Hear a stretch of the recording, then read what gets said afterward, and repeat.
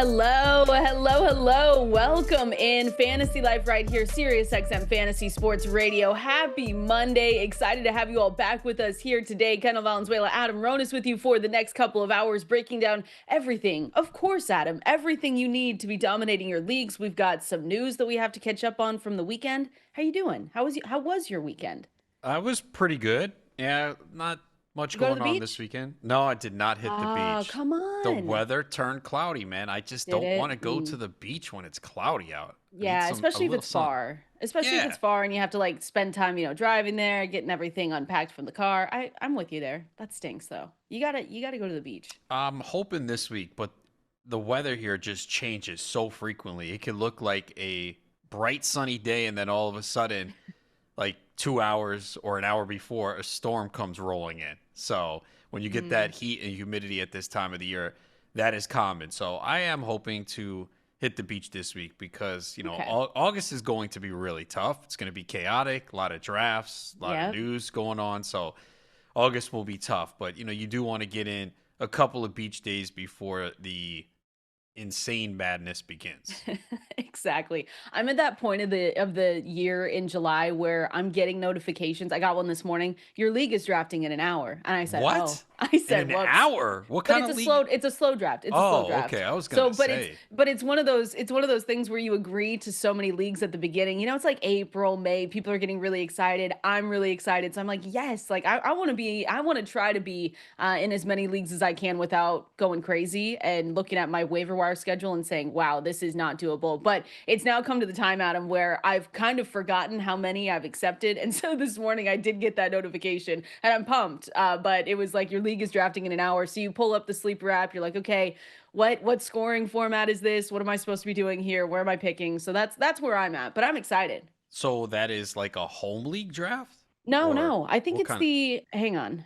It's the hmm, you needed to put these notes hang in on. your I calendar so know. you were prepared for No, the no, it's start of way the more draft. no, no, no, it's way more fun to just have it sprung on you like that. No, It's just that's it's a not good. surprise. I mean, you've It's been a surprise. drafting every I'll day find anyway, this. but it's just adjusting, like you said, to the different scoring formats and roster construction.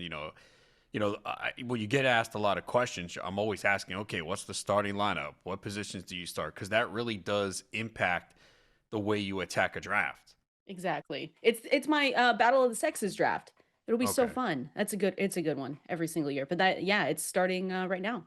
I've got some sharp people And in you my draft. hate And then slow you drafts, and though. then you look at the now I hate the underdog slow drafts always seem to go because you can't at anyone. You know what I mean? You can't say like, "Oh, you're on the clock. Oh, so Let's yeah, go you like here." going at people. I get it. No, I don't at people, but sometimes other people will for me. And so it's like then you're like, okay, this is a good balance. But then you look at who's in your league and you say, ah, this is sharp, these are sharp people. It'll be fun. It's almost Yeah, well, there. my It's Scott that Fishbowl is time. still going. Are you kidding? It No, started you're 2 weeks lying. ago today. I What look, what I round are you I know in? you're gonna say I'm complaining, but I'm not. But I don't think I've ever been a part of a slow draft that took this long. We're in round 18. This is a 22 round draft. Okay, so you should finish by a week from today, and Oh then we'll my, celebrate. yeah. Then it'll be over and it'll be I'm gonna great. forget who is even on the team. Well, you know who you're not drafting? Will Levis. I feel like we need to start off with that, even though there is no one listening to us right now that was or was even thinking about drafting Will Levis, but he is undergoing season ending shoulder surgery. What could have been? What could have been? Yeah, So now well, Cam Ward, QB. Not that we didn't think that Cam Ward was getting that, wasn't not getting that QB1 job, but probably official now. yeah, we all knew it anyway. And, Levis had his opportunity last year and just flopped. Did not come through. 12 interceptions, constant turnovers, mistakes. So they set things up for him and it didn't work out, second round pick. And it's been brutal for him. But It we'll see. has been brutal. At least he has his mayonnaise cologne. I was gonna say, if anyone listening got that cologne, please let us know if it because we've heard that it actually smells good. Hints of what did I say earlier? Just a couple minutes ago. Hints of lemon, parsley, mayonnaise, and coffee. I guess There's no people way who it can't. people who cook often like it. Yeah, Will Levis. I just wanted to hit that one there because there's no way that we talk about him any more than what we're doing right now. I do want to mention another piece of news that came down just a few minutes ago. Saw it tweeted here, and I'm looking at Chris Godwin ankle won't participate in team related activities to begin training camp. So that's from Rick Stroud, so the Bucks NFL beat writer for the Tampa Bay Times is the source on that. That's just it starts, Adam. We talk about, hey, we have to be prepared. Sometimes we're looking at some of these injuries coming into training camp. We're saying, okay, hopefully they're on schedule or ahead of schedule. But when we get news like this, even though we don't necessarily want to overreact, we do have to look and say, okay, if he's not starting training camp, which again, he is probably going to be on the sidelines, right? It's just going to be one of those things where they wait and see when he's ready. But it feels like you said it before the show, the price should be reflective of that, and it's not right now on Underdog. Yeah, look, this is a tricky situation because he is coming off that, dislocated ankle, and he signed with the team because he was a free agent, and apparently there were other teams, including New England, who was giving him a lot more money. So the fact that Tampa Bay went out and paid for him obviously is a good sign, and he knows the system well. He's been here. They did draft Emeka Egbuka in the first round, and it had a lot of us saying, okay, why? When you sit back and look at it after, you're like, okay, Mike Evans is a year older. Godwin's coming off injury. He's a little older. All right, they could use this for the future. It also helps them now. And Egbuka is really high in drafts. Like, you have to pay for him. So maybe people are looking at that and saying, yeah, I don't believe in Chris Godwin. It could take some time. Maybe he's not the same. But, Godwin is a tough click right now. And I had him a lot last year. I've always been a huge fan, draft him almost every year. I have not taken him yet. It's just there has to be some concern, and maybe he's a slow start to the season, then he gets going. But anytime players are coming off injuries, there has to be a level of concern. And the fact that he's not ready yet, I don't think it's a huge deal, but it just makes you think, okay, is it going to be a real slow start to the season? And will he even be back to the level that we saw before? So I think you do have to be a little bit worried. And then if Egbuka comes in and performs well early on, that doesn't mean Godwin loses his job, but it just means some targets are taken away. Yeah, Emeka Egbuka right now is going off the board wide receiver 48 over on Underdog, and then right now it's wide receiver 37 for Chris Godwin. So he that puts Chris Godwin more towards the sixth round of drafts. So he goes around Jordan Addison, Juwan Jennings, Jerry Judy, Debo Samuel, Chris Olave. Those are the other wide receivers in that group where he's going. And I will say you're right. I mean, Chris Godwin, it was reported that he left 20 million on the table just to stay in Tampa Bay. So he turned 29 in I believe he turned 29 in February. So the How do timetable you for not know his recovery, exact birthday? It's what is February wrong? 27th. Come on, Is get it? get it So together. he's 29. Yeah, Or did he turn? Okay, he turned 29. yeah, Sorry. I have it written in my calendar. I send him, happy birthday messages every good. year, never get a reply.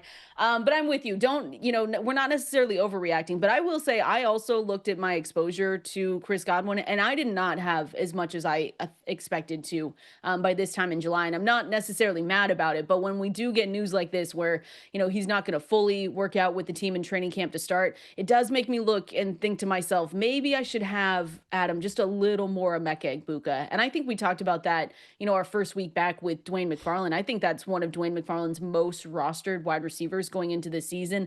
And I know people are going to look around and say, well, what about, Jalen McMillan? He scored 8 touchdowns as a rookie and he had, a ton of big plays. But Emeka Egbuka is someone that could come in, and we have a history of injuries, unfortunately, especially last season. Mike Evans went down, and of course, Chris Godwin left for the whole season. So there is a path for Egbuka to not only step up maybe sooner than we think, but we never want injuries. He'd step into a really good role where, Baker Mayfield, yes, he had an amazing season last year. Even though we've talked about some potential regression, that doesn't mean potential regression right now, Adam, still means he's projected to finish as the QB7 on the season. So, even if all that stuff could come down, I'm looking at a Emeka Egbuka and saying maybe I need a little bit more insurance for this wide receiver room for the Bucks.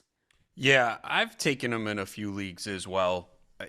I thought you might get him a little cheaper, but people are smart. They're well aware that, hey, he could early in the season, especially if Godwin isn't ready or a slow Yeah. starter, he can get in there right away and start producing. And you do have two older receivers in front of him where we saw both get injured last year. So there is an opportunity him for here. Again, when we first looked at the draft spot and saw that he landed in Tampa, we were like, no, because we figured if he goes somewhere else, then he could go into a much bigger role from day Yeah. Day one. one starter. Yeah. Yeah, but it's still looking pretty good for him to make an impact. And again, the cost, you said what, like 48? So you're talking about, Yeah. depending on your format, how many receivers you start in flexes, he's more than likely a bench start. He's on your bench to begin the season, which is exactly what you want because you actually might plug him in week one. Like if Godwin sits, there could be a scenario where you put him in your lineup, especially if you've already drafted and maybe you have a Rashee Rice or Jordan Addison and they're going to miss time. So yeah, Buka is someone that you should be having your eye on now. Yeah, he goes in the in the 8th round on Underdog. Again, he's probably going to be cheaper depending on Yeah. where you draft Yahoo, ESPN. Like those he's not I don't think he I can see him going in the 8th round on some of those other platforms, but again, puts him around Brandon Ayuk, Michael Pittman, Darnell Mooney. Are we out? Are we done not drafting Jalen McMillan even if we saw that season last year. We saw him step up. Are you at even putting a flyer out there? He's wide receiver. I mean, he's wide receiver 77 the last time I looked yesterday. So, no. I think it depends on the format. Like if you're doing 20 rounds, you probably will take him late, but he could wind up being your first cut. In basketball, you can take him late as well because, in basketball, you just need 3, 4 weeks out of him, which is Yeah. certainly possible. Again, if Evans and Godwin miss time, we saw what McMillan did towards the end of last year. But like in a typical redraft league with 16 rounds, no. But Okay. uh, in deeper Figured. formats, yeah, you'll probably take them and like in the last round, maybe you'll go, okay, well, we'll see. Maybe Godwin's not ready and McMillan is on the field and plays more, but yeah, Egbuka obviously with first round draft capital is going to be over him. Yeah, so something we'll just keep an eye out for. Again, don't overreact if you're drafting today or sometime this week, but keep an eye on the news for Chris Godwin, especially and seeing when he could get to full go at training camp. Another one that happened a couple days ago, Adam, but very relevant to fantasy football going into the 2025 season is Ricky Pearsall, Brandon Ayuk among some of the 49ers to start camp on the pup list. So this is another one where it's not, they can come off this list at any time during training camp. It's only when they start cutting down their roster that if they don't make that final cut, then they're going to have to miss the 4 games. So when you see pup list, announcements over the next couple of weeks or just the next couple of days, don't think that they're already initially going to miss the 4 games. Right now during training camp, they can come off that list at any time. But probably not the best news that we wanted. I know they probably want to be careful with Ricky Pearsall. He missed a lot of the team's organized team activities with that hamstring injury. So he wasn't going to be available. Brandon Ayuk, of course, we knew that he wasn't going to be available with his knee injury, and we're kind of waiting on if Brandon Ayuk is even going to be able to go for week one. But not a great start. Not something you want to see from two receivers that just leaves Juwan Jennings, who is still unhappy about his contract situation, showing up for training camp, but not the best situation you want to be in going in. Yeah, everything's fine in San Francisco. Don't worry. Yeah, It'll no, don't it'll look all away. work out. It's like that look away, the meme where the guy, the dog's on fire or something. It's like, it's fine, everything's fine. But this has to be, I mean, I don't know if I'm looking at Ricky Pearsall because he did miss OTAs. I kind of forgot about that because I was looking at this move thinking maybe they just want to be really cautious because of the Juwan Jennings stuff and they don't want to risk Ricky Pearsall potentially going down. But no, I think it's worse than I expected it to be. It's not good. I'm not really worried at this point with Pearsall because he could be back on the field later this week. And I did see Matt Mayoko, who covers them, saying he should be on the field unless he had a setback that no one told us about. Okay. Because this was like what, late May, early June. Hamstrings can be tricky; they can last a while. We've seen it throughout sports, so maybe they're just being cautious here. So I'm not really worried yet for him. With Ayuk, obviously, there's more concern because there were reports that he could begin the season on the pup list, miss the first 4 weeks. Then there was another report saying he could be ready for week one. But either way, with him, there's definitely a little bit more caution here for me with Ayuk because Definitely. there's a chance that he does miss the beginning of the season. ACL, MCL. It feels like, can we run it back to the conversations we were having last season? If you're looking at drafting Brandon Ayuk, maybe it's the best if you are on, a team with rosters with the IR spots. Maybe that's the Oh best yeah, the it's best play much. of this because it's way easier to put him on those IR spots instead of it's not a waste, but if he does start the year on pup and then he misses those 4 games, like you're getting zeros and he's taken up a spot where someone else could have gone when you drafted. Yeah, it's much easier to take these injured players if you have the ability to put them on IR, depending on the depth of the league. I don't think most fantasy football leagues have IR spots. Like I'd say if I played in 12 redraft leagues, I'd say 2 of them have. Yeah. So a lot of them don't. And that's what makes it more challenging, especially if you only have 5 or 6 bench spots. It's really difficult to have. You can only really have one player that's suspended or on the pup list. And even Mhm. that is going to be a challenge. Now, if these suspensions are 2 to 4 games, this year, do the buy start week 4 or 5? Week 4, Week I four? believe. Let me Okay. check. So that's where it gets tricky, right? At the beginning of the season, it's a little bit easier because barring injuries, you should have your full roster available. Of course, we know injuries are going to Week happen. It's 5. inevitable. Week 5? Okay. So, Yeah. yeah.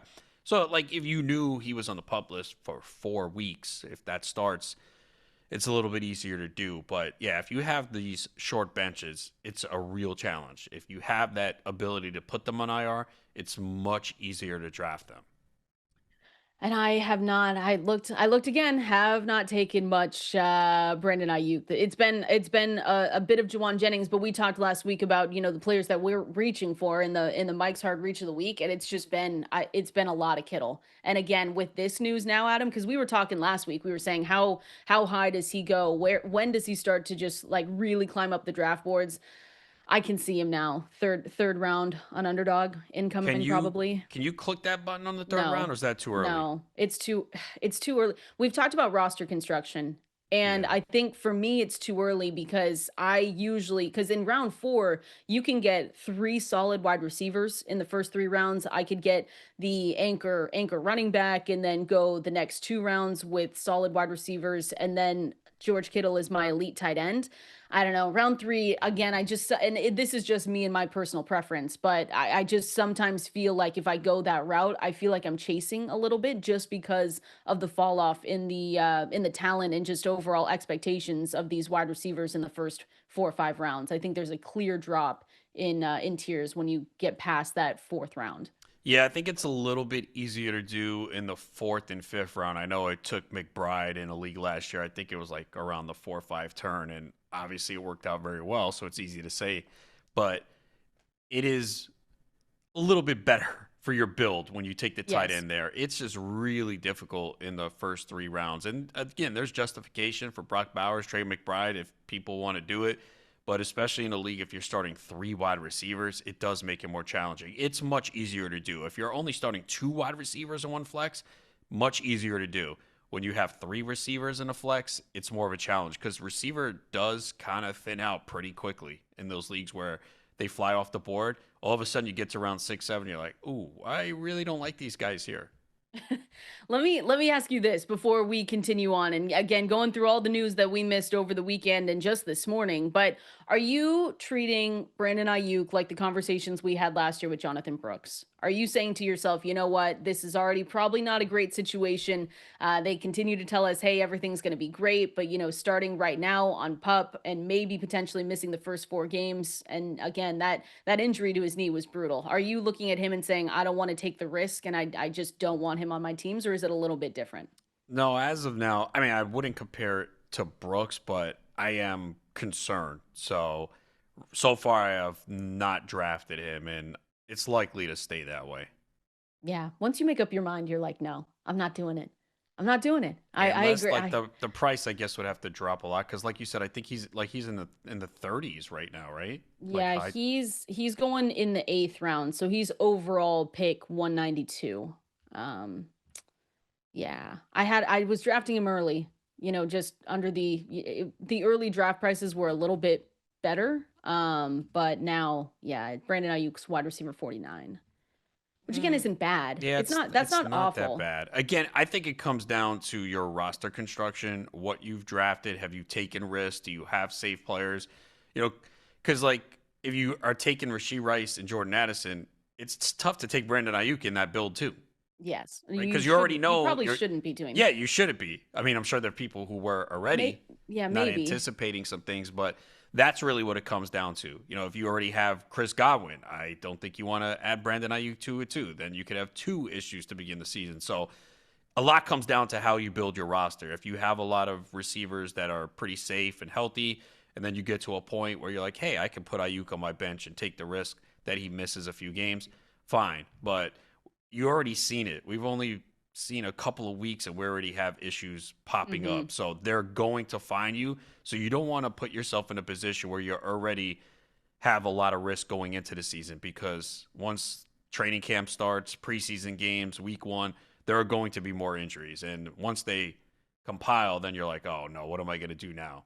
Yeah, you calculated risk is good, but just know the limits. Like you said, if you're taking if you want to target Rashi Rice, Jordan Addison, Brandon Ayuk, probably not what we recommend you do, but it's And understandable to want let's one of not those forget Ayuk. guys. Ayuk was terrible last year. Okay. He was though. Yeah, I know. I He was know. I know. awful. As a Sun Devil, I'm trying to cheer for anyone. Like before it was N'Keal Harry. How did that go? It's Oh boy, just yeah. I know.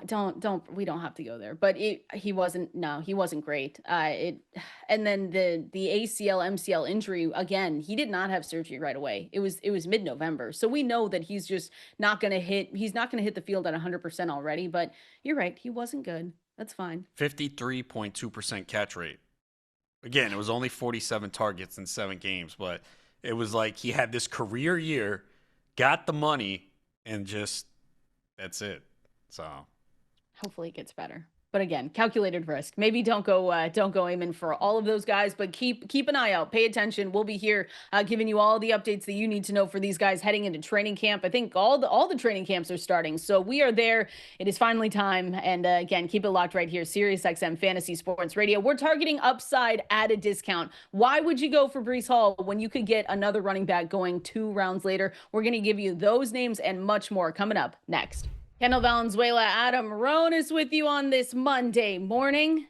We've got this. We're going to get through the week just fine. We've got a great rundown here for you today. We're talking right now, Adam, though, about some of the upside you can target at a discount in your fantasy football drafts coming up. And I think this is one of those, this is one of those conversations that we always have where it's like, oh, why would I draft X player when this player is going, 2, 3, a ton of rounds or later than these guys. And so it is interesting to see some of the names here.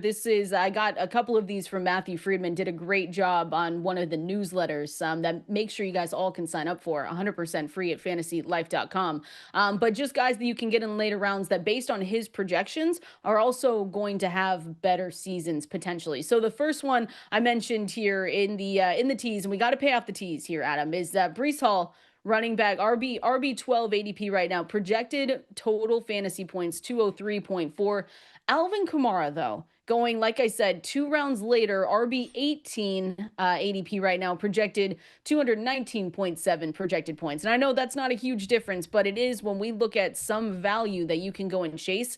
This seems like a good one for anyone. Maybe that's looking at Brees Hall saying, I don't know if I want to be in on Hall. Maybe people think that he's going to lose a little bit of time. But what do you think here between these two? yeah, it all comes down to how you view these players, and people are going to have different perspectives. There are a lot of people who are out on Brees Hall. There are others that think he's going to bounce back, and we know the Jets are going to be run heavy. They probably could lead the NFL in rushing attempts this year with Justin Fields at quarterback. We know Fields will run a lot. Even if Brees Hall, gives way to Braylon Allen a little bit, Isaiah Davis, he still should get the bulk of the touches. And we've seen what Brees Hall could do in the past. With Kamara, we know that he's going to catch a ton of passes. Last year, he Yep. had 68 receptions in 14 games. Now, the injuries are a concern with him because his birthday is this week. See, I know these players' Oh, birthdays, good. unlike Dang you. But it. Dang July it. I 25th, know. All Kamara will right. turn 30. So Ooh. he has missed games though every year, pretty much throughout his career. So that is a concern. We know the offense for the Saints is a little bit of an issue as well, but it was last year, and he still, had a pretty productive season. The 228 carries were the second most of his career. So it really comes down to how you view these players. I'd rather still take Brees Hall. I like both. I think, like you said, though, it just depends on the draft, right? In my zero, if I'm going zero RB, I really like Alvin Kamara as a target because I just think he's going too late based on not only projections but just what he's been able to do every single season. I talk about another guy that I thought was older than 30 already, but that's just me. Or he's 29 right now, but it's just one of those other players that I just thought was a little bit older. But Brees Hall, I agree with you too, though. I've taken Brees Hall this season. I'm not out on him like others have said. I just don't like it. We saw, him not perform last season. And when we look at just half PPR points per game by year, yeah, it's gone. I mean, he's gone from 16.4, which is an RB8 in 2022. 2023 was 17.1, 2024, 15.1. So it wasn't, I mean, he had 15 combined fumbles and drops last season. Like we know that it wasn't the best look for Brees Hall last season. When you look at career low marks, tackles avoided per carry, yards after contact per carry. All that just added up to not a great season for Brees Hall. But it just feels like this season, it just feels, it just feels different this season. We know that this team, like you said, Adam, is going to run the ball. And I kind of just want a piece of this offense where I think that Brees Hall is going to bounce back and have a better season. But again, I don't hate either of these players. It just, like you said, depends on the build that you're going for. Yeah, also keep in mind with Kamara, 66 of his fantasy points came in the first 2 weeks when the Saints were anointed Oh yeah, Super when Bowl. they were going to the Super Bowl, we were getting ready to cover them in the Super Bowl in New Yeah. Orleans. So he had in a PPR, he had Oh my 264.6 points. gosh. 66 came in the first 2 weeks. Again, he was good the rest of the year. It's not like he was bad, but like he had those two massive games.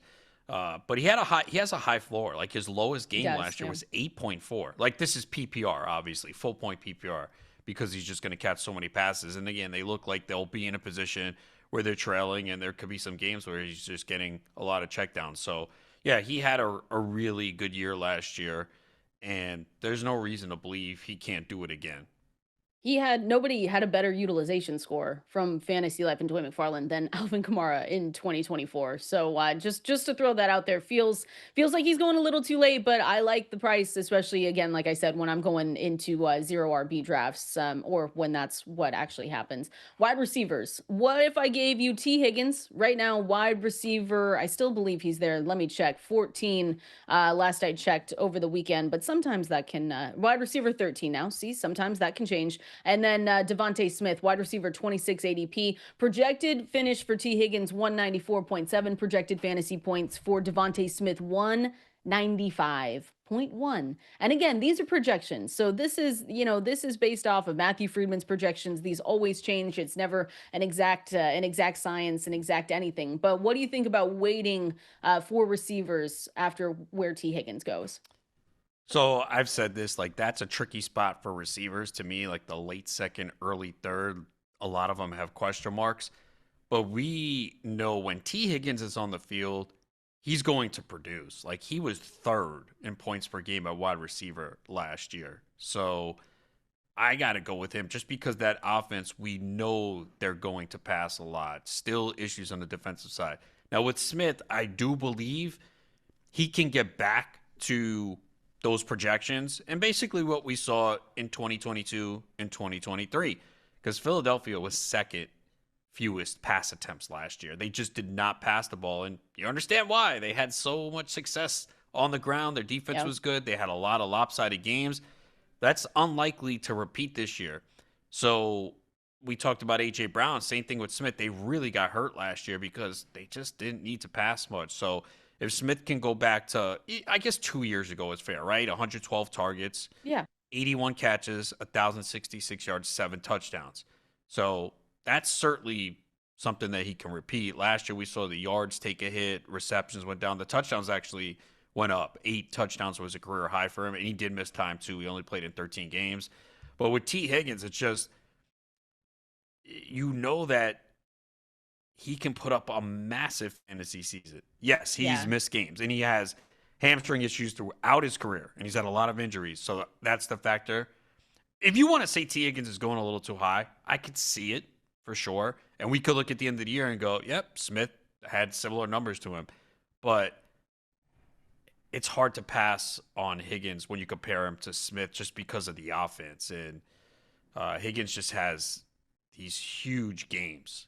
Yeah. And again, the projections are not going to treat him what he could possibly do just because they're probably baking in the missed This games is due fact. to Yeah, injury. this Yeah. is for sure factoring in missed game because he's missed 10 total games over the last 2 seasons. But 26 you years mentioned old. this last week, and I think there's a point to it that last year he was probably a lot more cautious due to the contract stuff. I thought so. I just when guys need to get paid and they Hmm. still go out there, like he was always in my mind with a lot of these guys, they're always going to err on the side of caution and just say to themselves, remember that tweet that went viral about him running up the hill going up Yeah. to practice? It's just one of the, sometimes he would walk, sometimes he would go around. When he ran up the hill going to practice, he was going to be full go. But yeah, I think he did need to be a little bit more careful last season because that's always, if you're trying to get paid, you don't want to get hurt. And with his injury history, he probably just took that to another level last season. Because like I said, he's missed 10 total games during the last 2 seasons. But I have not had a harder time ranking two receivers especially this season, than when I have to look at Tyreek Hill and T. Higgins because they're just in that range, like you said, where we can mix up some of these guys. When you get to Tyreek Hill, T. Higgins, I'll throw in Marvin Harrison Jr., Garrett Wilson, Devonte Adams. Like there's this range where we can't say, if someone comes to me and they're like, "Yeah, I've got Devonte Adams ahead of everyone," you're like, "Okay, you can mix it up." But I have not had a harder time than trying to look at T. Higgins and Tyreek Hill and say to myself, what could the actual outcome be? Because like you said, T. Higgins, and then you have Joe Burrow. Like Joe Burrow has the ability to put up really, really good numbers for his receivers, to put up, two receivers in the top 24. That is not out of the realm of possibilities with Joe Burrow and this offense this season, especially because of, the lack of help they got. They're probably going to have more games this season or just as many where they put up 30 points and they're still trying to win this game. So, And imagine the numbers Higgins would have had if he didn't miss games last year. yeah. He missed 5 games, and he had He had 70. 18.5 PPR points per game. Yeah, that's how it's just like with that offense, they're gonna feed him and Chase consistently. And week 17 too, 42.1 points. He did have two bad games, like 4.3, 6.9. I don't know if that was his first game back where he had the 6.9. He had 3 for 39. Okay. But for the most part, another guy with a high Yes. floor. And you also, you could look at this with everybody, but if Chase were to miss some time, then Higgins would go off too. So Yeah. look, I It's get why Higgins goes as high as he does. Others are going to be like, "Oh, this is too much risk. He's not the number one in his offense. He misses too much time because he has missed, uh, 10, like you said, 10 games over the 10 last two games. years." Yeah. And then you could look at what he did in 2022. He played 16 games, 74, 1,029 and 7. But I think the offense is different now. And if he played 16 games, he could put up massive numbers. Just the way that this team is built, they have to Yeah. pass. You like that he flashes this ceiling that you're not necessarily getting. If we're comparing him right now to Devonte Smith, that you don't Yeah. get when we're talking about Devonte Smith. It's the ceiling for me but that's why we always that's why we keep T. Higgins where we're at. I mean, he's wide receiver 12 consensus at fantasylife.com. Tyreek Hill, even with all the questions that we have, okay, was it a wrist? Is his best play actually behind him? Like he's still there at wide receiver 13 because it's Tyreek Hill and what he can flash and what he can do for his team. So I think when I look at T. Higgins, it's more the ceiling that he can give you. That's a lot better than what Devonte Smith can give you. But I've taken both, so I'm not saying I like one over the other. It just kind of depends on where you're at. But I understand you've said it a lot, Adam. That range where T. Higgins is going, we're not going to fault anyone for just picking the 3 or 4 receivers that are going right there because it could be really interesting outcomes for the 2025 season. All right, we're going to continue on again. That was from our newsletter. Make sure you go and subscribe, Fantasy fantasylife.com is where you can go 100% free in your inbox 7 days a week. So it keeps you updated with all that news over the weekend. And also make sure when you're going over there, we've got great new upgrades to the website. Use that code SXM20, gets you 20% off any Fantasy Life Plus subscription. We've got tier 1 or tier 2, phenomenal upgrades. We've got some that happened over the weekend, Adam, that I definitely want to talk about. But make sure you go over there, fantasylife.com. We're going to continue on with more potential receiver breakouts, year 2, year 3, potential breakouts for wide receivers. We've got 2 names for you coming up next. Your athlete, their future, our mission. If you've got a rising star under your roof or on your roster, Premier National Sports is here to help them go to the next level. So, guys, if you or someone you know has a high school athlete looking to take their game to that next level, Premier National Sports is the team to help you get through that entire process. They are a trusted recruiting and NIL resource for high school athletes and their families as well. Help rising high school athletes take their game to the next level with personalized recruiting strategy and NIL education. Make sure to go check them out. If you haven't already, you can get in touch with their team at premiernationalsports.com. That's premiernationalsports.com. Appreciate everyone hanging out with us here today. Kendall Valenzuela, Adam Ronis with you right here at K Valenzuela 17, at Adam Ronis over there on X on Twitter. If you can't get through on the phone lines, make sure to send us a message there and we'll try to look at them. If you can get through on the phone lines, 888-963-2682 is the phone number to call in. We're talking year 2, year 3 breakout potential wide receivers for fantasy football here, Adam. And this was, again, a great article written by Dwayne McFarland. So make sure you head to the website fantasylife.com to go and check it out. Did amazing research. There's 3 parts to this. Because, Adam, we can't just give you one whole article. You gotta know the data. You gotta know the year 2, 3 breakout receivers, and then we've got older receivers that could potentially break out as well. So just wanted to say, based on the historical data that Dwayne has told us and written about, wide receivers do reach their max potential in years 2 through 5, with year 2 receivers representing the most significant jump, which is basically opportunity for a breakout. So let me throw you one name here,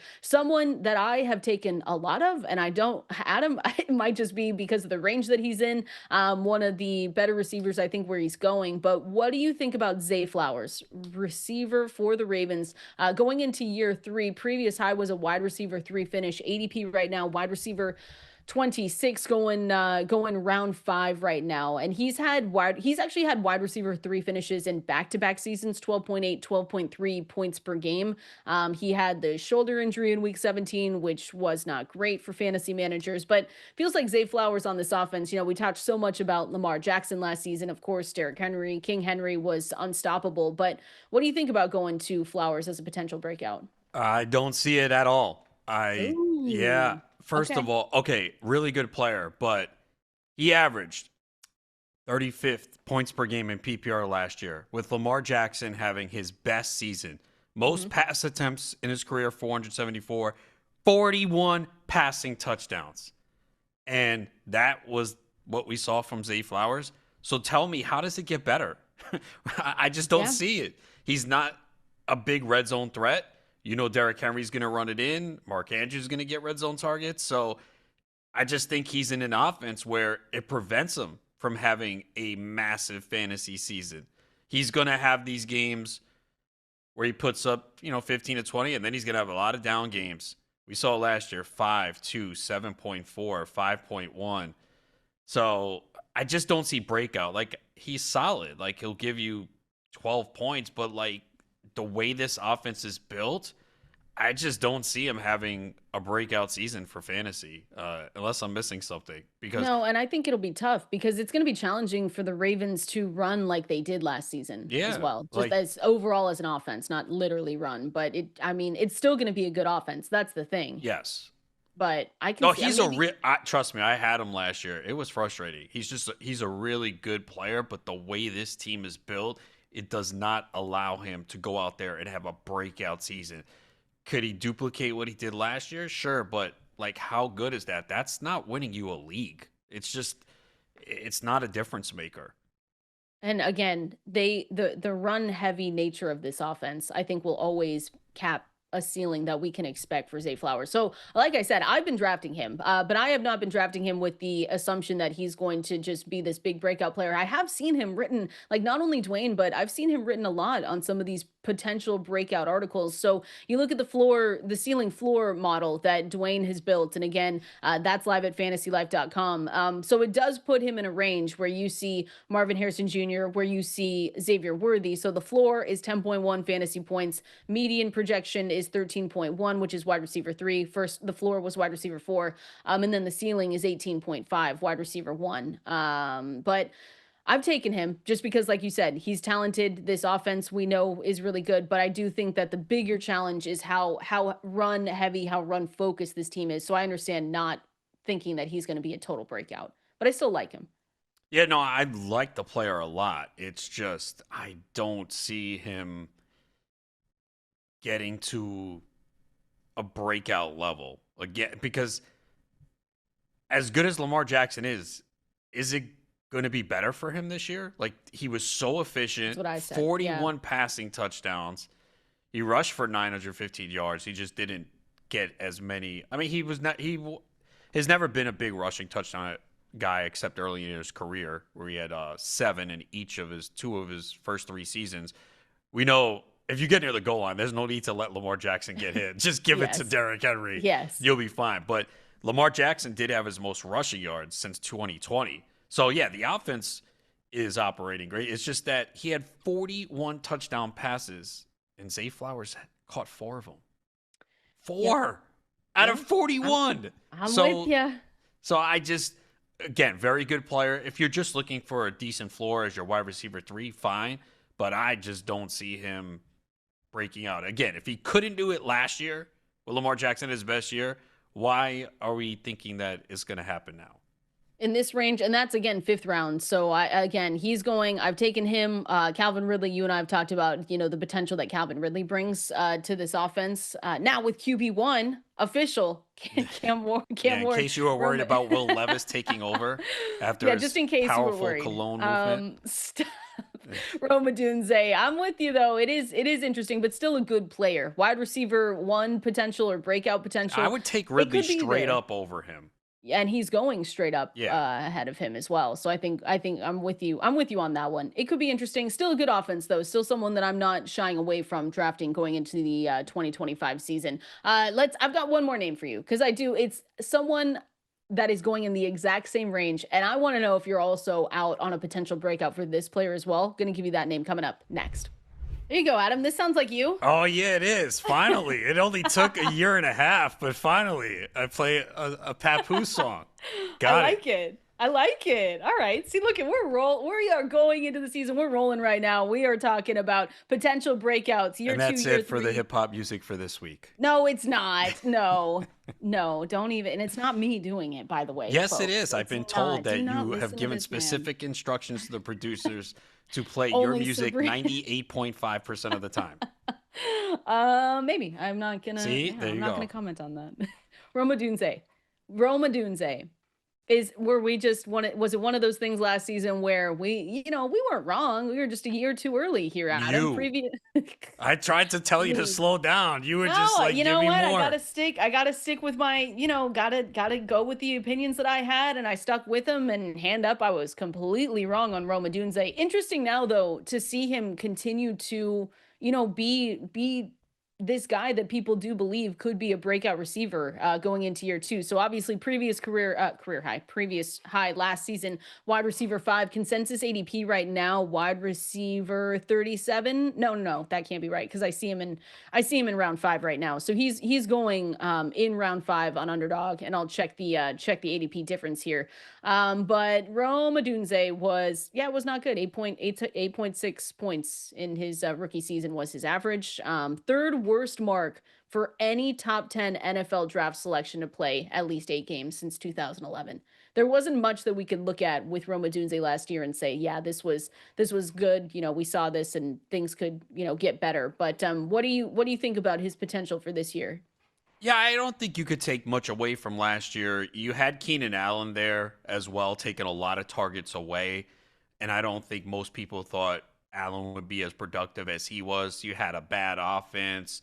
the offensive line. Caleb Williams taking too many sacks. So, look, the Bears are going to be key this year because you see DJ Moore going pretty early, Rome Odunze, Colston Loveland, Luther Burden.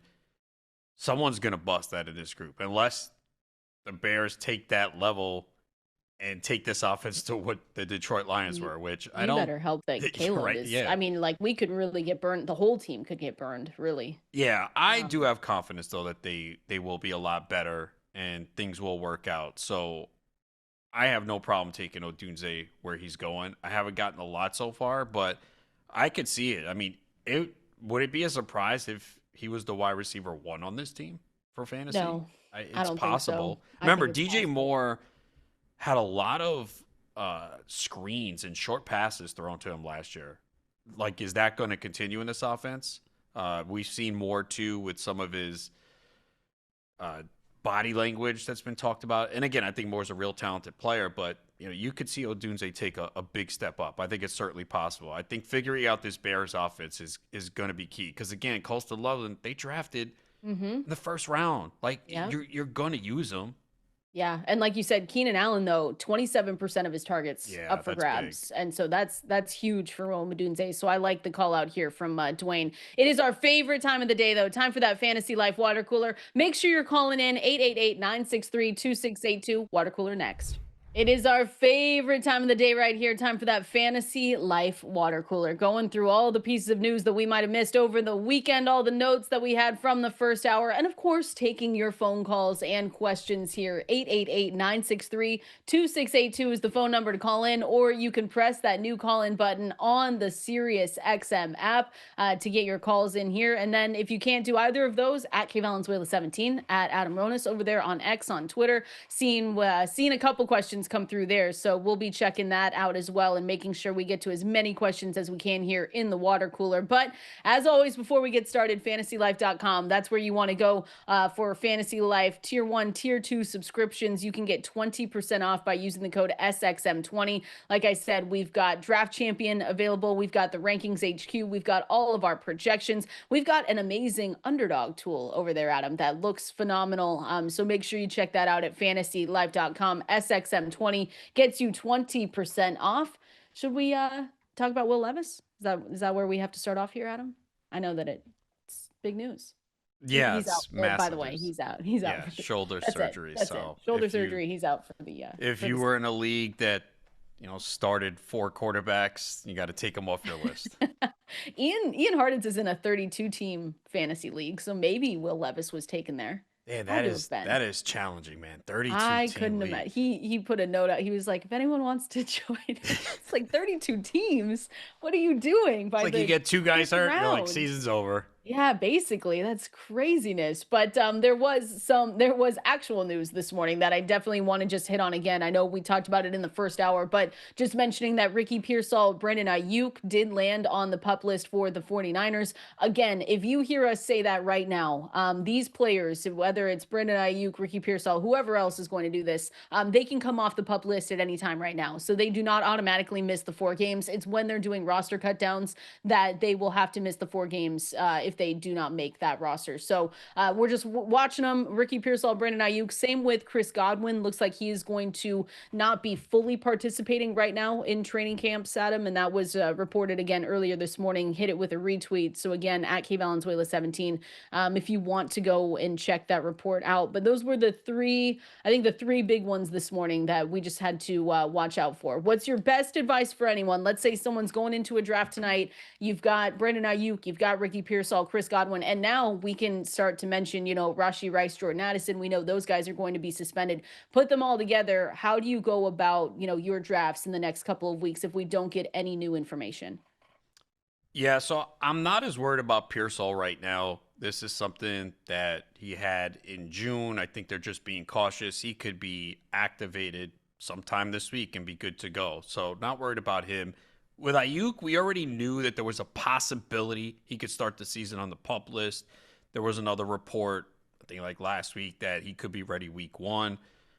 So these teams are going to be cautious right now. There's no need to push it.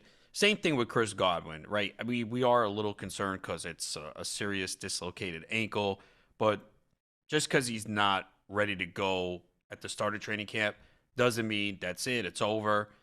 There definitely should be some concern and there could be a slow start. But again, I don't think you can completely panic over these things because this was known. It's not like Yep. this is out of nowhere. Like, yeah, we expected Godwin to go for the start of training camp and now he's not ready. But you're always worried about players coming off injuries. I do think it was a good sign, though, that Tampa paid him. New England was offering him a lot of money that he turned down. So if they were going to do that, their reports indicate, all right, he should be fine. And it's not like he's a high price at this point. I haven't taken him, and it's not because I'm completely avoiding him. It's just in that range. I've either drafted a different position or gone in a different direction. The the Rice is trickier. I've seen drafts. He's not falling. I saw a high stakes league where he went in No. the fourth round last night. No, he's still in the 4th round on underdog Yeah, right now. right? Like I'm shocked. it's kind of crazy because you would think it's 4 to 6 games. The suspension would be my guess, Minimum 4 right? is So like, I don't know. is Yeah, it? that's what I would Well, think. I guess on underdog. I mean, it is best ball, so you're really more worried about late in the season. You have other spots covered. But I don't where's know. he going in NFFC? He Like, went. I saw him go in a fourth round of a draft last night. yeah, and I will say Rashi Rice has moved, obviously. He's now, I mean, Rashi Rice is now going in the 3rd round, right at the end of the 3rd round. So he's ahead of Mike Evans, Tedero McMillan, Xavier Worthy. But It, I'm shocked that Worthy hasn't come down. Because at the beginning we talked about this where they were so close already in ADPs before the suspension talks. We knew that was going to come down, but before we got word that now the league can finally go about the disciplinary actions for Xavier Worthy, they were going close. But it felt like to me they were going close because people were either they were saying it's going to be Xavier Worthy in this offense or it's going to be Rashi Rice, not necessarily saying it was going to be a 1A 1B situation, but people were planting their flags with either of these guys. So now Rashi Rice is moving up, which we talked about him as a potential breakout as well. I mean, once he got that full time role locked down last season, Adam, he looked good. So so yeah, I'm looking at. So this is there's Xavier Worthy, yeah. the NFFC Online Championship. So this is since July 18th, which is 50 drafts. Rice's ADP is 28. He's gone as early as 18, as late as 63. Now the 63, Wow. that's a good price. And Worthy is at 41, going as early as 24, late as 55. But I did see a couple drafts where Worthy went before Rice. But yeah, I am surprised that you haven't seen a bigger fall for Rice. Like 63, like fifth, sixth round is more reasonable. And then that's without knowing the specifics of how many games he's going to miss as well. Hmm. I guess also this is, people are shooting for big money, so they're going to take more risk. I don't think this will happen in your home league. He'll drop further. So, and Worthy, I think you'll see him rise a little bit too, because people will look at what he did without Rice last year, especially in that second half. And if you expect the Chiefs offense to open it up a little bit more, I know Mahomes has talked about that. He's working specifically on his deep ball, which has Yeah. not been good. But you got to take into account they really have not had their full array of weapons at the disposal of Mahomes. To me, it's going to look a lot different when you have Rice, Worthy, Brown, Kelsey. That's just a more explosive offense. Although we're probably not going to get it again until like week Stop. 7. No, it's true. I mean, if No, Rice it is is. suspended, It we're not going is. to see it. So it feels like it's always something where they just can't have it together. But yeah, Rice, like if you're drafting now, what's the earliest you would take him? Round 5, 6, Probably right? 6. Yeah. That's why I'm saying I'm surprised to still see him in the 3rd round with Xavier Worthy going pick 40, around pick 40 on underdog. But again, that's going to change. It's going to be different on ESPN. It's going to be different on Yahoo, Yeah. NFFC, like you said. But yeah, probably the 6th round. And again, I'm only making sure like I think this is the big overall takeaway with all of these guys is I'm making sure I don't want multiple potential question marks on my team. That's the other thing that I think the best advice, and it might be one where you hear it and you're like, well, yeah, no kidding, we don't want to do that. But for Rashi Rice not necessarily knowing right now what his suspension is going to look look like. I don't want to, take him and then next round go, all right, I'm gonna go with Godwin. Yeah. You might look at these prices, and they start to fall, and you look at them, and at some point, Adam, because we've all done it, we just say, all right, I need to stop the fall right here, and I'm gonna take them. But I only want one guy with a question mark because it's just about calculated risk and knowing what you're able to do. If you've got an IR spot, a little bit different, but you don't necessarily want to be putting all your eggs in these baskets of guys that we still don't really know what their week one outlook is going to be. Yeah, if Rice gets 6 games, like he's almost half the fantasy season. I Like know, that. but people are going to look at it and say, you know what? It's six Oh, games. I can make sure to get good receivers and elite tight end maybe in this range. And he wasn't hurt. It's one of those things where well, you can who say, no, Rice? no, no. Like now going into the season, Right. I going mean, into he's the coming season, off an injury, coming off which his injury, yeah, he has more time to rehab. So hopefully you're coming in, you're saying he's not hurt. And now he can be with you for the arguably most important last few weeks of the season going into the fantasy championships.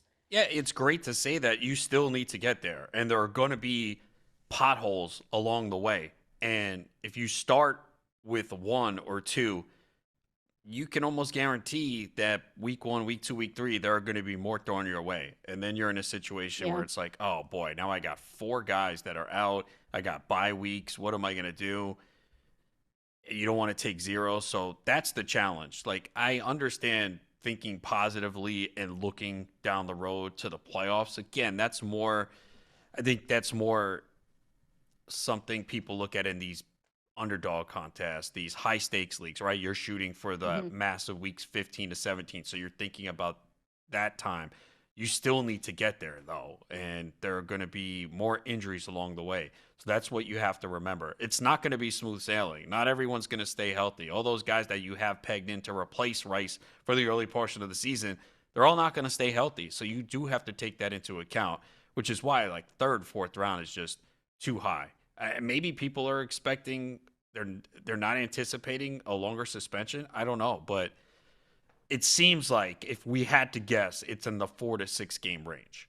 That's what it feels like. If he comes away with 2, then yeah, people drafting him right now are Yeah, gonna celebrate and just they'll be say laughing that's at what we just that's said, but perfect. And we'll but like I said with Xavier, where I think I mixed the names up earlier, so apologies on that one. But Xavier Worthy, when he was given that full-time role, he was able to really walk away. He averaged 10.7 points per game, regular season, wide receiver 4 finish. But with that full-time role, week 14 on, he was flashing that wide receiver one not like potential. He was doing it. Like points per game was 19, 25% target share, 21% air yard share, yards per route run was 2.13, which was wide receiver 2 worthy. It was all right there, worthy. You see what I did there? But it yeah. was it was all right there for him. So we'll just have to wait and see. But my thing going into drafts right now is if I'm gonna take, a quote unquote risk on one of these guys, I'm gonna make sure to not, take multiple. I'm gonna go with Rice. I'm gonna go Jordan Addison should be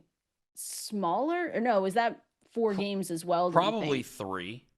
Again, we don't know officially, but We have to wait and see. yeah, and it makes it challenging again, which is why you don't want to have multiple situations of these players. Like it's okay, you want to take one, fine, but you cannot have Rice, Addison, you Godwin. Like you don't want to have multiple of Mhm. those on the roster because there's a chance that none of them are ready week one. And what are you going to do? So that's Ugh, where the roster not good. construction and how you build your team is important, which is also why like these top 300 rankings, like I hate them. Like I think that they don't help you. You know, when I draft, I sort, I have position rankings, but some people have allegiance to certain people. They just kind of follow their list no matter what. You can't do that. You have to look at how you're constructing your roster. You're just going to check off, okay, next guy on the list, Godwin. All right, I'm taking him. Next guy on the list, Mhm. Ayuk. I'm taking him.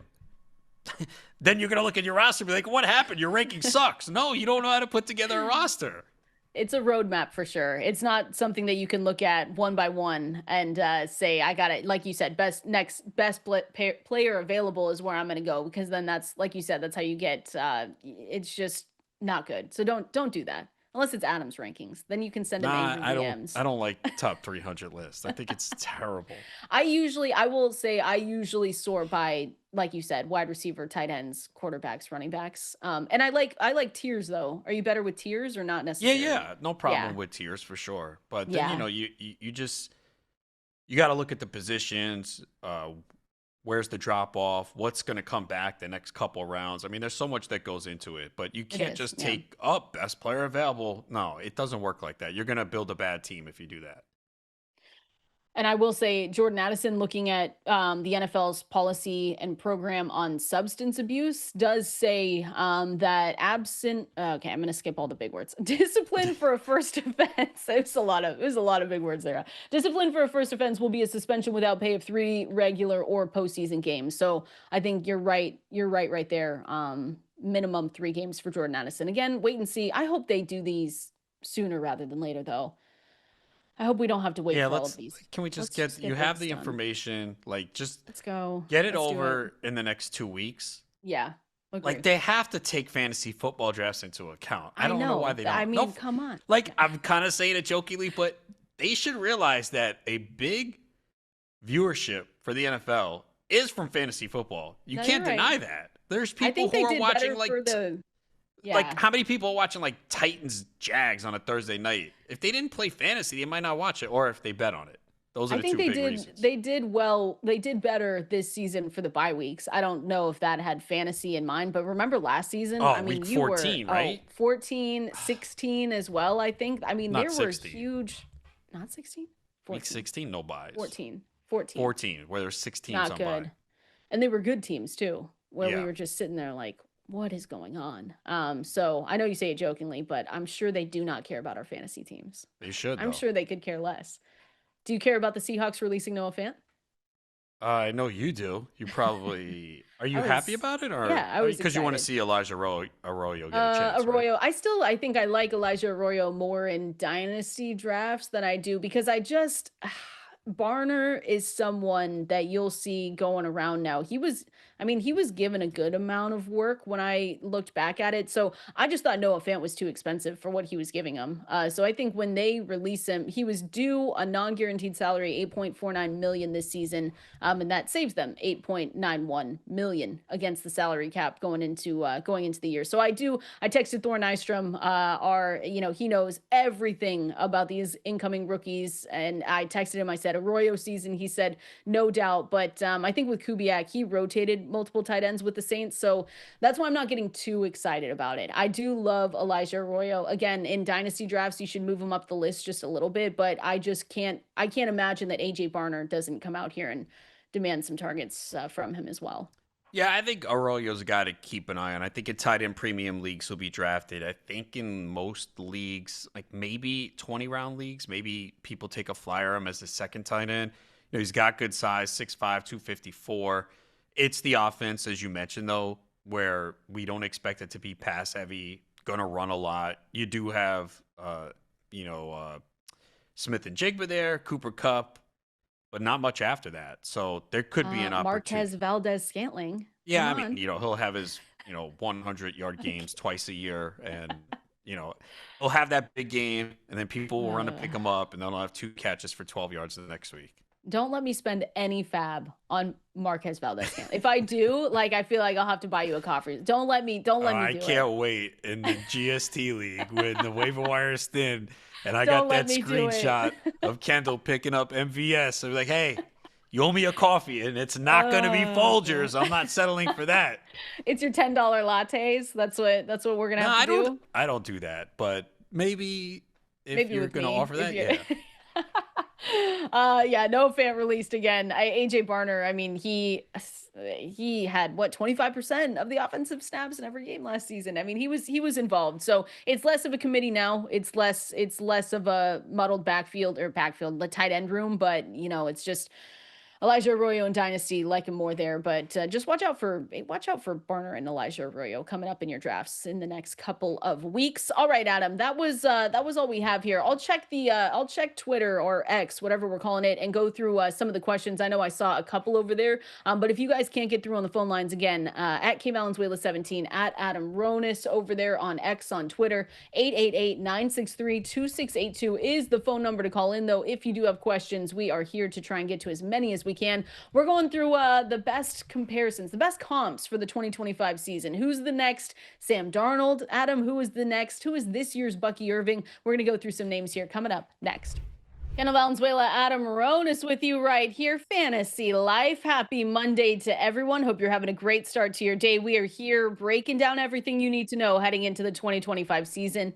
Get everyone to win their leagues again this year, Adam. It's a great time of the year. It is also a great time to do the best comps for the 2025 season because we can't be wrong right now, and it's only halfway through the season where we can hold our hands up and say, "Whoops, our bad. We were a little wrong on that one." But let's start with always the fun one and the one where it's just maybe a resurgence of a career. But this year's Sam Darnold, it feels like it could be this year's Sam Darnold. You and I have talked about this though. Who could be this year's Sam Darnold? Who could be this year's Geno Smith? Guys that were kind of written off. They didn't write back though, and they came back and were able to really post, especially for fantasy football, really good numbers. So who would be this season's Sam Darnold to you? Yeah, it depends obviously what the criteria is. There could be Whatever a we want it to handful. be. It It's could a be it's whatever we want. Yeah, it's our show. Whatever Uh, you want. all right, Lamar Jackson. Stop. Uh, What is it? uh, Daniel Jones seems to be a good one here, right? Mm, Because the Giants got rid of him. The Vikings got rid of him too. Let's not forget that. ugh, people do forget that. What was he there? 2 weeks or whatever. I think so. Uh, Not very long. so Anthony Richardson dealing with the shoulder issue and bringing in Jones kind of tells you they don't really feel great about Richardson to begin with. So there's a good chance that Jones could be the starter here. We know he can run. There are some weapons in this offense. No one is drafting him outside of super flex leagues. So that's another thing too. It's got to be someone that no one's really drafting. The expectations are low. So I think Daniel Jones fits the build. Yeah, I mean, it's we were talking about this in the break with everyone, but it's usually someone that's had to jump to a couple different teams. I think we said Justin Fields, but Fields is being drafted very high right now. He's going as Yeah, the like QB 11. So that. it's It it's makes sense from that perspective. The Bears, the Steelers, no one wants yeah, him, and then the Jets give him a chance. But you are correct. He is he's being being drafted drafted too high. borderline QB1, where Darnold last year wasn't even being drafted again outside of super flex leagues because I did take him in round 15 out of 16 in a super flex league last year. That was before McCarthy Nice. went down. So, not that I saw that coming. It's just a super flex league. It's like, oh, well, he has a chance to get the job. He breathes. Okay, I'm No, tell drafting him as people my you third saw it quarterback. coming. Said you knew. You Yeah, I knew, knew. Adam. I knew. I also I will drafted Will say, Levis as my second hey, quarterback in no, no, that no, league. no. Don't bring that back up. We didn't have to talk about that. But I will say Daniel Jones. I know people hear that name and say, "Oh, gross." Absolutely not. I'm not going back there. But the offensive environment around him also isn't, I mean, it's not awful. It's not Sam Darnold where you've got Justin Jefferson, Jordan Addison, and Kevin O'Connell, the quarterback whisperer, but you do have PFF's reigning 12th ranked offensive line. And then, a wide receiver group that maybe we look at him and we say it's Green Bay-esque because, Michael Pittman's there, Josh Downs, Alec Pierce, AD Mitchell, and then Tyler Warren. Like, we can't forget about Tyler Warren over there as well. So there's some potential here. I was gonna say JJ McCarthy on this one because if we're setting our own rules, but it's not the same. Yeah. I'm actually just, and maybe it's just a me thing, but I'm surprised that he's not going a little bit higher. And maybe, McCarthy? yeah, McCarthy. I thought people might be in on the potential. But you know what? He has moved up. He was at QB 18. Now he's at QB 16 over on Underdog. So he is getting a little bit more popular. I just figured, maybe people don't want to take the risk or look at that as a risky play because we haven't seen him. We had a small sample size last year, but from what O'Connell's been able to do with the quarterbacks on this team, I'm surprised that he hadn't started a little bit higher than expected this season. Yeah, I'm definitely open to drafting him for sure, and I have usually as my second quarterback. I think that's what it is. There's also a tier. There's a range where personal preference is different for everyone. You'll see McCarthy maybe go a little higher in one draft and then fall in another. So, because there are people too that will just take the Jared Goff and those guys over him. Like I Yeah, would take McCarthy over Goff. I would too. We've Yeah. talked about Goff, and I'm not trying to be a hater. I just don't. I don't see it necessarily. This this 11th, 10th round though with these quarterbacks, I mean, you do have because it's Jared Goff, Dak Prescott, so, guys that have proven themselves veterans in the league, but then you have Caleb Williams, Drake May, JJ McCarthy. And I have not, I'll tell you right now, I haven't taken Jared Goff and I haven't taken Dak Prescott yet. I know you like Dak going into this year, Why? but Because I'm a Cowboys fan? Has nothing no, to do you've with said it. it. That's why I No. listened to you. I listened to you. You do Okay. like him, don't you, going into this season? So, see, that range for me is not a target. I kind of, depending on when I'm come up on the board, I'll select whatever is kind of left because I like a lot of those guys in that range that I'm fine with. I do think Dak should have a good year, though. It's 36 touchdown passes or more in two of the last three seasons when he's fully healthy.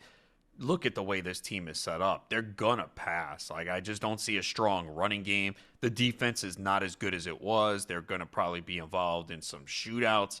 You add George Pickens to the offense, which really helps. So you could say whatever you want about Dak in the playoffs and all that stuff, and it's a lot of it's true. But during the regular season for fantasy, he's always up there in terms of putting up fantasy points. So yeah, he doesn't run like he used to, like some of these other quarterbacks that you want. But again, the pass attempts are going to be pretty high. 590 Yeah. pass attempts 2 years ago, 2021, 596. So if we're going to get that and he's going to complete 68, 69% of his passes, I'm not really expecting 37, 36 touchdowns, but he can get 30 to Um, 32.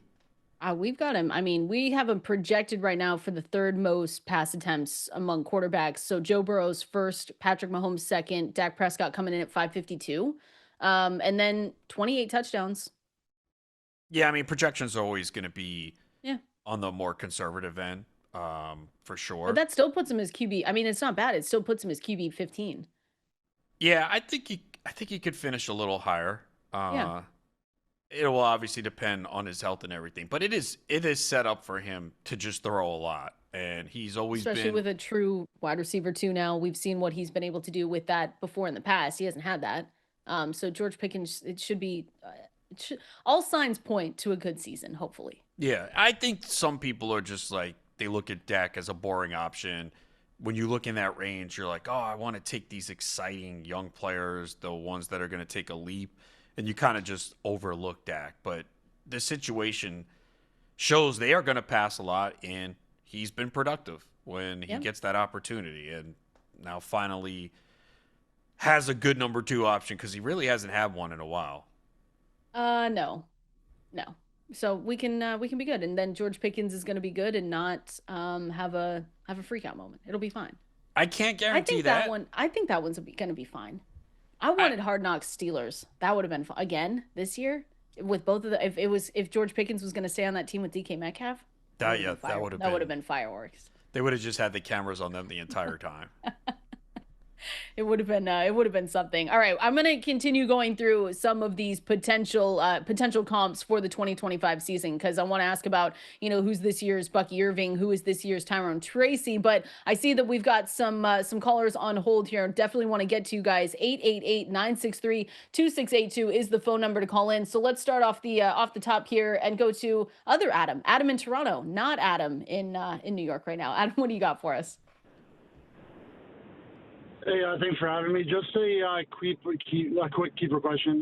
Brock Bowers in the seventh round or Bucky Irving in the last round is a full PPR. And yeah, that's it. Thank you. Awesome. Thanks, Adam. Other Adam, our Adam. What do you think here? But Brock Bowers in the seventh, Bucky Irving in the last round, full point PPR. I don't think you could go wrong either way, but I'm going to go Bowers in the Yeah, seventh, right? You get I that am elite too. tight end. Even if he doesn't come close to last year's production, he's still going to be heavily involved in this offense. We saw how good he was. He didn't even get a lot of touchdowns. Maybe that increases with better quarterback play. It's just that tight end at round seven. Like, we have a tough time, first, second round. Round seven, yeah. So you get that peace of mind with that tight end. You don't have to worry about tight end the rest of the draft. No, I agree with you 100%. Although we love Bucky Irving and we're going to talk about him here shortly. Bowers, the value that you get in the seventh round is too much to pass up. So appreciate you calling in, Adam. Let's go out to Paul. Paul, what do you got for us here? Yeah, good morning. I have a 10-team PPR Superflex, and I have a keeper question also. So I have Neighbors in the fifth round, Thomas in the ninth. I also have Jonathan Taylor in the eighth, or I can keep Fields with my last round pick in the 18th. All right, I like that. So, Neighbors in the fifth, Michael Thomas Jr. in the ninth, JT in the eighth, and Fields last round. 10-team PPR Superflex. Adam, where would you go with that one? Yeah, I'm not going to keep the quarterback. It's 10 teams, so you can get Fields back. And I think in a 10-team Superflex league too, it's much easier to get your quarterback. So for me, it comes down to Neighbors or Thomas. I know you're getting the extra few rounds, but I'm going to go Neighbors. 170 targets last year. We saw him produce regardless of who the quarterback was. Even with Russell Wilson, it should be a little better this year. Maybe Jackson Dart or Winston comes in. So I'm going to go Neighbors. Yeah, it's close between for Neighbors and Brian Thomas Jr. myself, but I think that the safer one is Malik Neighbors, just because of what he was able to show us. We're thinking that Jackson Dart becomes that starting quarterback by. I mean, we can give you like it feels like it's going to happen, right, Adam? Like it's not going to be it just doesn't feel like it's going to be Russell Wilson the whole time. And that's kind of, Russell Wilson has shown flashes, I guess, like he can support a good fantasy receiver, but you're almost hoping that Jackson Dart comes in. Yeah, and I think based on what we saw last year, He's you're quarterback you're proof. really not worried about it Yeah. because it was several different quarterbacks, and he did have a stretch where he didn't score touchdowns. That was the one concern, but he's going to be given every opportunity and a ton of targets. So he still had 7 touchdowns last year. So if he gets a little bit better quarterback play, maybe he gets to double digits, and the ball's going to him. Yeah, 1,000%. All right, let's get to another one here, and then we're going to continue on. Let's go out to Rich in Philly. Rich, what do you got for us? Good morning, guys. Long-time listener, first-time caller. Kendall, I'm a fellow Folgers lover. I actually Yes. tweeted you that one time with a picture How of much my did she pay you big for that? No. Did she give you like a free fantasy life nothing at sub or all. something? Yes. I love that, No, Rich. I Appreciate just it. I love the taste of it. Yeah, Yes. sure thing. So 2 years ago, I was in 4 home leagues that we've had for like literally 25 years. Then I discovered the Sleeper app and joined some dynasty leagues and went up to 11. And I said, all right, I've got to cut back next year. And now I'm up to like 67. Just zero self-control. And I've started these best ball, affordable leagues, and I've got a nice group of people that join up with me. But anyway, I've been drafting Travis Hunter in a lot of spots on Sleeper, and then once the draft is over, I immediately go to matchups to see the projections, see if I'm like projected to win every week. And they've always got him like on the bench, even though he's projected for more points than like 3 or 4 players that are in the flex spots or in wide receiver. And I'm just like afraid this is some glitch, like he's not going to get put in the starting lineup when they do the projections, do the scoring every week, the highest scoring players in there. Wonder if you guys do any sleeper drafts and if you notice that. Yeah, yeah, no, appreciate you calling in, Rich. First of all, you hear that, Adam, fellow Folgers lover. Yeah. So it's I fine. love We're how out these there. calls are like We're out planted. there. Checks in the mail, Rich. But I do. So the thing with Underdog though is they know what Travis Hunter. We all kind of know that the split could be a little bit different. We have not dealt with a Travis Hunter coming into this season like ever before, and so we know that there's potential that he plays half on defense, half on offense. But they're going to be able to put the points in. I don't think we need to worry about points necessarily, Adam, because Underdog and all those apps are going to be able to give him what he's expected to. And if he goes out there and it plays 75% of the snaps on offense, like you're going to get those points. I think it's also a really good question of best ball. I've taken Travis Hunter. And in other places, I'm really curious, Adam, about you. Like, are you taking him in, FFC drafts? Are you taking him in redraft? Like, what are you looking at with Travis Hunter? Are you thinking that it's going to be a risk taking him this year? No, I'm open to taking him, especially at the right price. Obviously, we don't know the specific, what they're going to do with him. We feel because he was taken so early, a second overall, that they're going to use him heavily at wide receiver. I did see that he's going to get a lot of receiver reps in the training camp at receiver because they feel like he's already fine at cornerback. I wouldn't worry about any of the projections. Also, if you do play in a league too where he's IDP, just look to see what the site designates him at as well. I know I play in one on my fantasy league, and they have him as a wide receiver. But the way the scoring works, he can't get IDP points too. So just take that into account. But yeah, I think he's like in that wide receiver 3 range, so I'm open to drafting him for sure.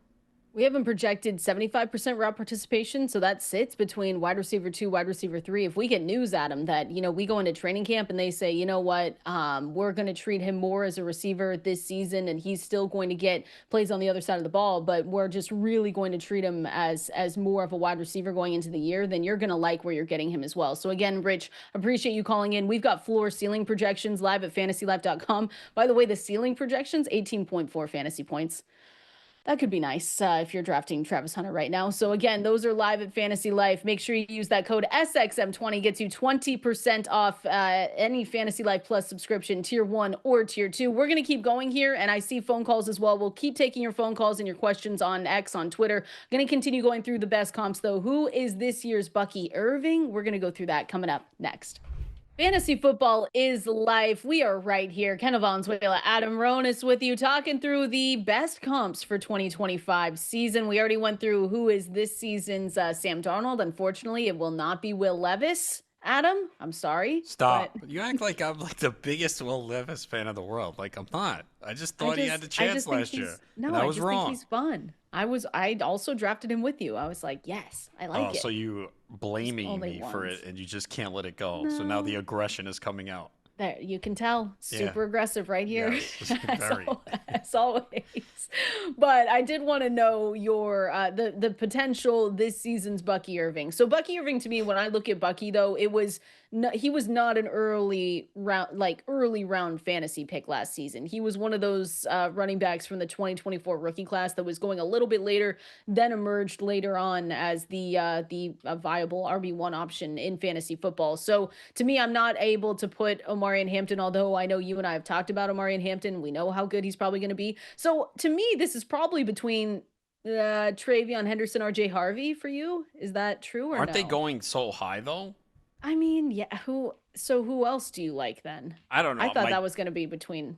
Well, those seem kind of easy though. But Bucky, like those guys are going in 5th, 6th round. Yeah. Bucky wasn't going that early, right? Don't you need to look at someone who is not a starting running back right now that you think could emerge? Like, okay, who do you want? Caleb? I don't even know. This guy might be going too high, but I thought your guy, maybe Cam Scadaboo, could be in the conversation. Ooh, Cam or do you have to even go further down and look at guys like Cam Scadaboo's RB 36 right now? I'm trying to remember where Bucky was like. Wasn't I know, he like 10th, 11th round? And I usually write it down too, and I can't find it. If anyone knows, or if anyone remembers, or has their league up with you right now, shoot us a message at KValenzuela17 at Adam Rotos, because I usually write that down, and I don't see it from where he was going last year, but he was very late. Yeah, so I think what you're looking for is a running back that does not have the job now that you think. Cam. Cam's a good one. I think he could be one. He's the 10th round. Yeah, all these other Damn. Oh, wow. Was it really that late? Wow. Okay. 51? Okay, well that changes everything. It can't even be Cam then. I don't even know. Maybe we just say right now that there's not. No, there's not someone going that late. No, the Bashal Tootin, Jarquez Hunter. I don't even think he's going that late. I like Bashal Tootin though a lot. I've taken him. Bashal Tootin's going in the 12th round. Yeah, so you have to look at it. So it could be him. It's got to be someone that is going. We know who it's not. Jaden Blue. Lazy. Are we sure about this? Is this report real? You think it was a former Cowboys coach? That's not even with the team. You think they're just saying it so they can get more shares of Jaden Blue on their fantasy team? Could be, yeah. I mean, okay. I would have thought he was in the conversation because it's a a backfield where he could take over. I mean, he's more of a pass catching back. But I think there's actually a lot of candidates this year just because you have so many rookies that are going late, like Jarquez Hunter. If something happens to Kyron Williams, Yeah. I like but the Bashal Tootin. the I'll say reality is that. it's not gonna. There's probably gonna be none. I mean, Okay. you're asking a lot. Like we do this in like every sport every year, and most times it doesn't happen again. But we always try that's why we always try to aim though for these later round running backs Oh in this yeah, range yeah. as we say, hey, there's potential for it. I've taken a lot of Taj Brooks. I think he's going a little bit later where I don't necessarily want to put him in the same range as potentially finishing Is like it Bucky cheating? Irving. Is it cheating to say What? Dylan Sampson now? Yes, it is cheap. Is I think it? he's expensive. Well, he's not expensive now, but he's gone up in drafts Of course, because yeah. Based but on the I don't hate I'm not loving anyone from he's RB50 right now. How about Ja'Cory Krosky Merritt from Washington? What? Okay, That's a really deep big one. one. Yeah. I don't The even thing is, there's a lot of rookie. RB71. Yeah, there's a lot of rookie running backs this year that don't have the job. So That could. this is a lot of players you could choose from. But more We than just named likely, about 5. yeah, more than likely though, it's not. There's not going to be one. To finish like Bucky Irving, that's going to Yeah. be tough. But I mean, I think Cam was a good call out because he could become the RB1, especially if we see, Tracy go out there and have the drops issues, the fumbling issues. I think Bashal Tutin's another one where we've talked about him a little bit, I want to say, but he's one that's going a little bit later. That consensus right now, he's our consensus RB41 at FantasyLife.com. But you think that Liam Cohen and the Bucks racked up the fourth most rushing yards and third in yards per attempt last season. You think he could bring that over? There's some options. He did have some fumbling issues though in the offseason. It's not something to keep an eye on. Bashal Tutin. Yeah. I know. It wasn't good. I was just gonna leave that out and just try to be positive here. We're Got to take whatever. everything into account though. Yeah, but he did have some fumbling issues. But that's another one. So a lot of good potential later round rookie running backs. Not necessarily to say that they're going to go all the way and become a Bucky Irving, but they do have a path. If there's an injury, or just play in front of them isn't as good, they step up into a larger role, and that's what we always want to look for. I've got one more round of these, and I want to know too if we're on the same page with some of these other rookies, some of these other guys that could step up into bigger roles, and what we're projecting as well. We're going to go through those names and continue taking your phone calls here coming up next. Look, Adam, more of your music. Oh Your yeah, music. little There we go. fabulous. Let's go. There we go. You're just trying to Look get at- me to return to tomorrow's show. And Every with some single excitement. day, I'm just trying to make sure you come back to the next day. Ken Avanzola, Adam Ronis with you right here, Fantasy Life on Sirius XM Fantasy Sports Radio. Let me hit the phone line really quick here. I saw Jim on here for a little while. Appreciate you holding on, Jim. What do you got for us? Yeah, good. Can you hear me? Yes, yeah, we got you, Jim. What do you got? Yeah, look, I'm in a 1 point PPR league. We can keep one player. Should I keep Burrows in the 7th round or Bucky Irving in the 13th? Ooh, I like this. All right, appreciate you calling in, Jim. We just talked about Bucky Irving, who could be this year's Bucky Irving. But if you had to decide out in between Burrow in the 7th and Irving in the 13th, where would you go? Yeah, it's Bucky Irving here in the 13th. You're getting a starting running back, even if he doesn't produce to the level he did last year. Irving's typically a guy you see go in round 2 of most redraft leagues.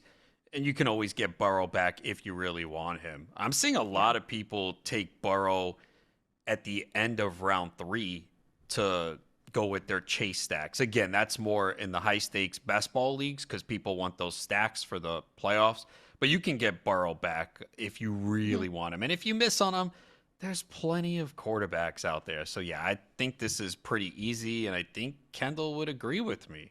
You know what? You Kendall would agree disagree? with you. No, Oh, I was no, like, whoa, she's gonna go Burrow? Okay. no, no, I would just because when we talk keeper leagues, when we're talking about this too, it's just the value. We always like to look at the value, and Bucky Irving in the 13th is an insane value for what you could get going into this 2025 season. We've Yeah, already had several Bucky Irving keeper questions we today, have. so he clearly is going to be a massive value in the keeper leagues, and we understand why. I mean, Tim mentioned what 51 was it? RB 51 last year at ADP. I guess Yep. it depends on the site, but yeah, for some reason I felt like he went a little earlier, but Are people asking those questions because they don't know if he's going to be able to do it again? Are we worried about I mean, like I don't want to say Rashad White, Sean Tucker, but is it a new offensive coordinator coming in and that's why we're getting? Because you're right. Now that I think about it, we have gotten a lot of Bucky Irving questions. no, I think that is a partial reason, but I think these questions are not coming from there. I think it's just because they have so many good players and they're wondering, do I just take this guy or go in a different direction? Again, you had a lot of the rookie receivers who are values as well. With Yep. Neighbors we talked about, we were taking Neighbors last year, early second round, but in a lot of leagues he went fourth, fifth round. Brian Thomas was another guy. We had someone earlier at ninth round.